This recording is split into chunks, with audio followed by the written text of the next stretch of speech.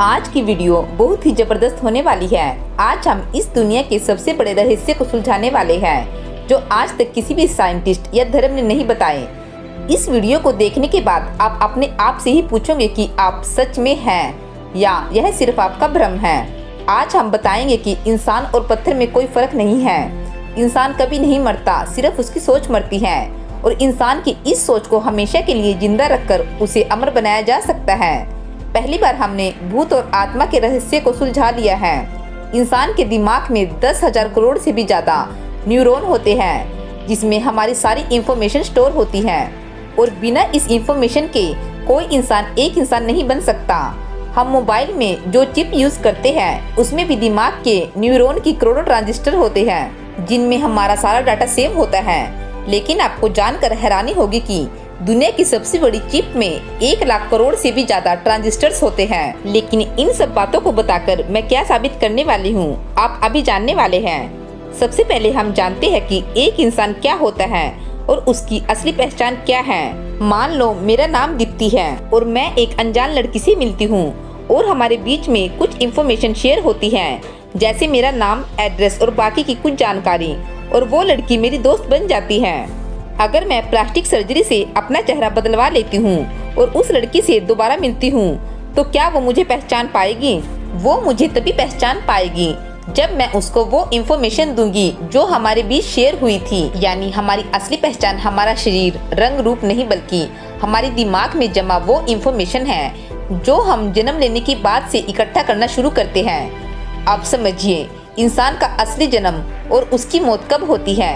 जब हम जन्म लेते हैं तो हमारा जन्म असल में उस समय नहीं होता। जन्म के समय हमारे दिमाग में अरबों न्यूरॉन होते हैं जो एक खाली चिप की तरह होते हैं जिनमें कोई इंफॉर्मेशन नहीं होती।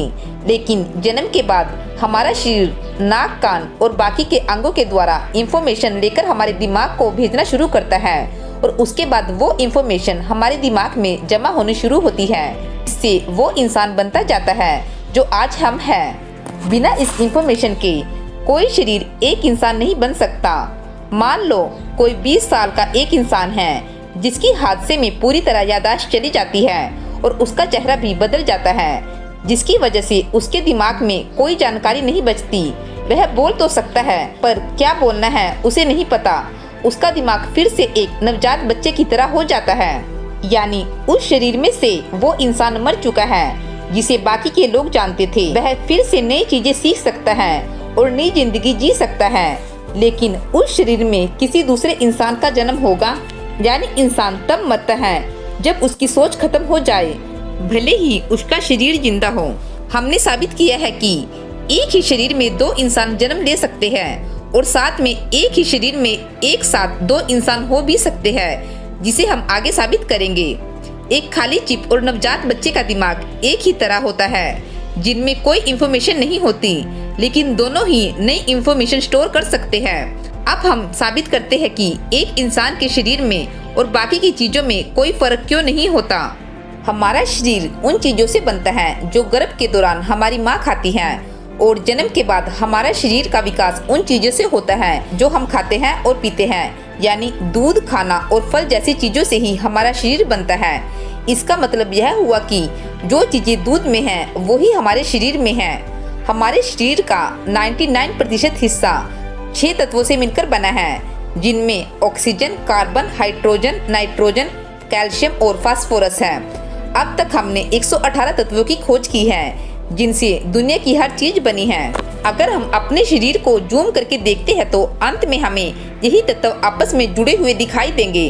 अगर हम क्वांटम लेवल पर देखें तो हम कोई तत्व नहीं बल्कि एक एनर्जी वेव है। यानी दुनिया की हर एक चीज एक ऊर्जा से बनी है, चाहे वह पत्थर हो या इंसान।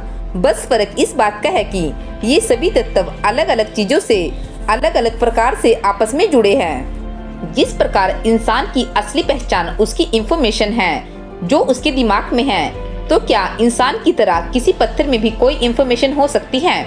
मैं आपको बता दूं कि किसी चिप में 1 बिट इंफॉर्मेशन जमा करने के लिए अभी 1 लाख से भी ज्यादा एटम की जरूरत होती है। लेकिन कुछ समय पहले साइंटिस्ट सिर्फ 12 एटम में ही 1 बिट इंफॉर्मेशन जमा कर पाए हैं और यह भी बताया है कि कुछ सालों बाद सिर्फ एक ही एटम में 1 बिट इंफॉर्मेशन जमा की जाएगी। इससे साबित होता है कि एक एटम के अंदर भी कोई इंफॉर्मेशन हो सकती है। इससे पता चलता है कि दुनिया की हर चीज में कोई ना कोई इंफॉर्मेशन होती है, भले ही वो इंसान की तरह उसका उपयोग ना कर सके। पहले हमारे वैज्ञानिक मानते थे कि बच्चे के जन्म के समय उसके दिमाग में कोई इंफॉर्मेशन नहीं होती, लेकिन अभी उनकी सोच बदल रही है, क्योंकि हम अपने बच्चों में देख सकते हैं कि बहुत सी बातें बच्चे अपने आप ही सीख जाते हैं और जो गुण उनके माँ बाप में होते हैं उनमें बहुत से गुण बच्चे में बिना सिखाए या बिना बताए ही आ जाते हैं। इससे साबित होता है कि इंसान 2 तरह से इंफॉर्मेशन लेता है, एक तो जन्म के बाद उसके शरीर द्वारा और एक जन्म से पहले माँ के पेट में ही। बच्चे का शरीर बाप के शुक्राणु और माँ के अंडाणु से लेकर जब तक बच्चा 9 महीने का नहीं होता उसका शरीर उन्हीं एटम से बनता है, जो एटम उसकी माँ के शरीर से बच्चे के शरीर में पहुँचते हैं। और मेरा मानना है कि उन्हीं एटम के जरिए बहुत सारी इंफॉर्मेशन बच्चे के शरीर में पहुँचती है। हालांकि बच्चे का डीएनए उसके माँ बाप से ही मिलता है और डीएनए के अंदर भी वो सारी इंफॉर्मेशन होती है। इससे पता चलता है कि बच्चे का शरीर किस प्रकार बनेगा। लेकिन डीएनए के अलावा भी बहुत सारी इंफॉर्मेशन बच्चे तक उसकी माँ के शरीर के जरिए पहुँचती है। जैसा कि महाभारत में बताया गया था कि अभिमन्यु ने माँ के पेट में ही सीख लिया था कि चक्रव्यूह को कैसे तोड़ा जा सकता है। आज यह सच लगने लगा है, क्योंकि माँ के पेट में हर सेकंड करोड़ों एटम बच्चे के शरीर में माँ के शरीर से पहुँच रहे होते हैं और इन्हीं एटम के जरिए कोई इंफॉर्मेशन बच्चे के दिमाग तक पहुँच सकती है। अब हम समझ गए हैं कि इंसान असल में कोई शरीर नहीं बल्कि सिर्फ एक इंफॉर्मेशन है और इस इंफॉर्मेशन को हमेशा के लिए अमर बनाया जा सकता है, जिसके बाद वो इंसान कभी नहीं मरेगा। कुछ साल पहले वैज्ञानिकों ने एक कीड़े के दिमाग को स्कैन किया, जिसके द्वारा उसके दिमाग के सभी 302 न्यूरॉन और उनके सभी कनेक्शन का पता लगाया और फिर उनकी कॉपी करके उन्हें एक सॉफ्टवेयर में डाला गया। फिर कीड़े की तरह के सभी सेंसर वाला रोबोट बनाया गया और इस रोबोट में उस सॉफ्टवेयर को डाला गया। फिर पाया गया कि वो रोबोट बिना किसी प्रोग्रामिंग और निर्देश के वो सारे काम कर पा रहा था जैसे कि कीड़ा कर रहा था। लेकिन इंसान का दिमाग इस समय दुनिया की सबसे बड़ी पहेली बना हुआ है। इसमें अरबों न्यूरॉन होते हैं और खरबों न्यूरॉन के कनेक्शन होते हैं जो हर पल बदलते रहते हैं। इन्हें पूरी तरह से स्कैन कर पाना और ट्रैक कर पाना आज की टेक्नोलॉजी के साथ संभव नहीं है, लेकिन वैज्ञानिकों का मानना है कि 2045 तक ऐसा संभव है। जिस दिन हम ऐसा करने में कामयाब हो जाएंगे, उस दिन हम इंसान के दिमाग को कॉपी करके उसे डिजिटल रूप से स्टोर कर सकते हैं। फिर चाहे तो हम उस इंसान के दिमाग को किसी कंप्यूटर में डालें या फिर किसी रोबोट में। अगर इंसान के दिमाग को रोबोट में डाला जाए और उसमें वो सभी सेंसर लगाए जाए जो हमारे शरीर में होते हैं, जैसे आँख, कान, नाक इत्यादि, तो वो रोबोट इंसान की तरह नई चीजें भी अपने आप सीख सकता है। जैसे एक इंसान पूरी उम्र कुछ न कुछ नई इंफॉर्मेशन सीख लेता है या लेता रहता है, इस प्रकार हम इंसान की सोच को अमर बना सकते हैं और इस रोबोट के पास वो सारी जानकारी होगी जो इंसान के पास थी। और ज़्यादा टेक्नोलॉजी के विकास के बाद हम एक दिमाग की सारी इंफॉर्मेशन को मिटा भी सकेंगे और उसमें नई इंफॉर्मेशन भी डाल सकेंगे। यानी एक शरीर से एक इंसान को मारकर उसके शरीर में नया इंसान डाल देंगे। यह वाकई में कमाल की चीज होगी और इसके बाद पूरी दुनिया बदल जाएगी। जैसे कि किसी का लड़का मरने वाला है, उसे बचाया नहीं जा सकता, ऐसे में हम उसके दिमाग को कॉपी कर लेंगे और स्टोर कर लेंगे। दूसरी तरफ किसी अपराधी को मौत की सजा हुई है और उसे मारना है, लेकिन हम उसके शरीर को खत्म नहीं करेंगे बल्कि उसके दिमाग की सारी इंफॉर्मेशन डिलीट करके उस लड़के वाली इंफॉर्मेशन डाल देंगे जो हमने स्टोर की थी और उस माँ बाप को उनका लड़का वापस मिल जाएगा। अगर वो चाहे तो उसकी प्लास्टिक सर्जरी करके उसका चेहरा अपने बेटे जैसा भी करवा सकते हैं। ये तो हुई टेक्नोलॉजी की बातें। अब थोड़ी भूत प्रेत वाली बातें भी कर लेते हैं। हम सुनते आए हैं कि कोई भूत किसी के शरीर में घुस जाता है। इसका मतलब क्या होता है, इसे जानिए।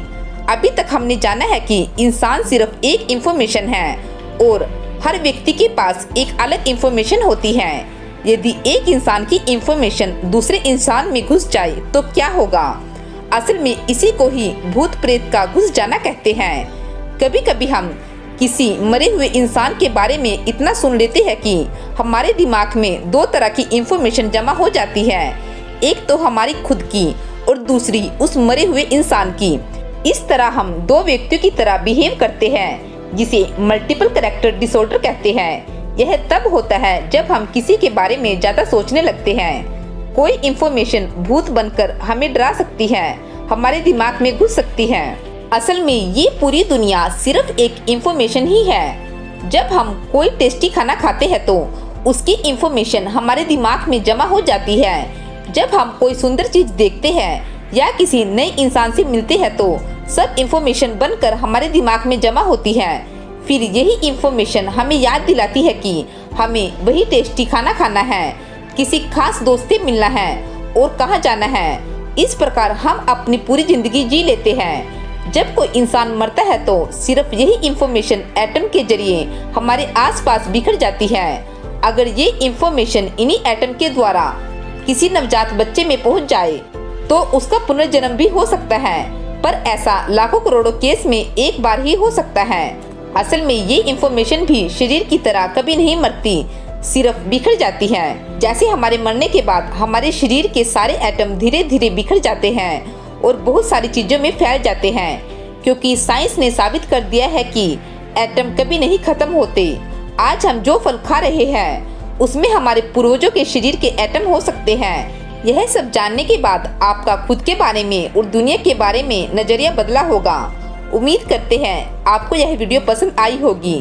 फ्रेंड्स, आपको यह वीडियो कैसी लगी आप हमें कमेंट करके जरूर बताइए, और अगर आप हमारे चैनल पर नए हैं तो प्लीज हमारे चैनल को सब्सक्राइब कर ले और हमारी इस वीडियो को लाइक और शेयर करना ना भूलें। धन्यवाद।